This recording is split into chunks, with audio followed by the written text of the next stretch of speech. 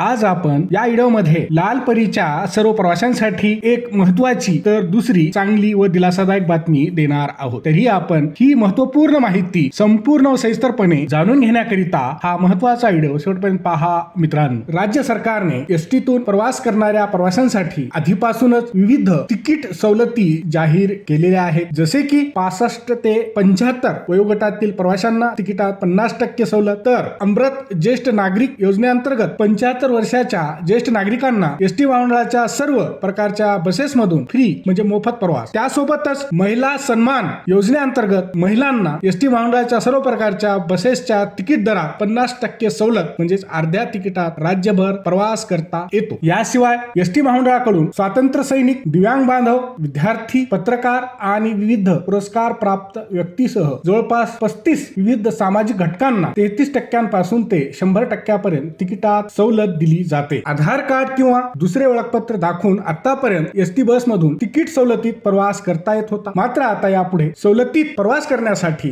NCMC smart card म्हणजेच national common mobility card अनिवार्य करण्यात आले आहे। या NCMC स्मार्ट कार्ड योजनेला प्रवाशांकडून राज्यभरात मोठा प्रतिसाद मिळत असून नोंदणीची संख्या मागेच 1 लाखांपर्यंत पोहोचल्याची माहिती एसटी महामंडळाचे अध्यक्ष श्री प्रताप सरनाईक यांनी दिली आहे। दुसरे महत्त्वाचे म्हणजे NCMC स्मार्ट कार्ड काढणाऱ्या प्रवाशांसाठी महामंडळाने एक माहिती पत्रक देखील जारी केले आहे। नंबर 1, सवलतीसाठी RuPay on the go NCMC smart card आवश्यक आहे। नंबर 2, NCMC कार्ड नसल्यास पूर्ण तिकीट भाडे आकारले जाईल। नंबर 3, कार्डची डिलिव्हरी 30 दिवसात नोंदणीच्या ठिकाणी मिळेल। नंबर 4, सवलत तिकीट फक्त कार्ड वॉलेट मधूनच दिले जाईल। नंबर 5, वॉलेट कॅश किंवा UPI ने टॉप अप करता येईल। नंबर 6, NCMC कार्ड वर आधार कार्ड नुसार नाव व फोटो असतील। नंबर 7, सदर कार्ड रोख, समतुल्य व हस्तांतरणीय आहे। नंबर 8, सवलतीधारी प्रवाशांनी आरक्षण तिकीट काढताना कार्ड व्हॅलिडेशन करणे आवश्यक आहे। नंबर 9,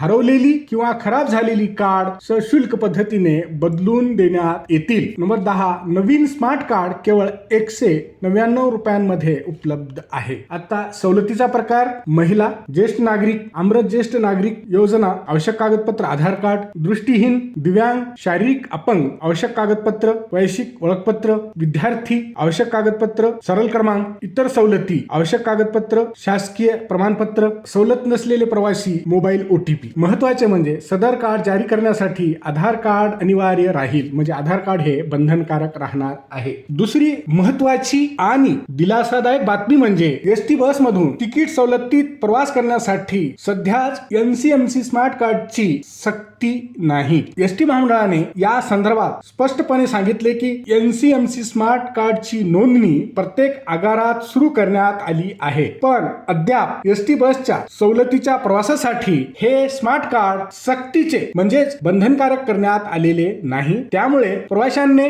काळजी करू नये। जोपर्यंत राज्यातील 80% सवलत धारक प्रवासी स्मार्ट कार्डची नोंदणी करत नाही तोपर्यंत हे NCMC स्मार्ट कार्ड बंधनकारक केले जाणार नाही, असे महामंडळाकडून स्पष्टपणे सांगण्यात आले आहे। राज्य मार्ग परिवहन महामंडळाने अलीकडेच 27 फेब्रुवारी 2026 रोजी आपल्या अधिकृत सोशल मीडिया अकाउंट X वरून एक ट्विट करून याबाबतची माहिती सर्व प्रवाशांना व राज्यातील नागरिकांना दिली आहे। हा व्हिडिओ शेवटपर्यंत पाहिल्याबद्दल आपल्या सर्वांचे अगदी मनापासून आभार। खूप खूप धन्यवाद। जय महाराष्ट्र।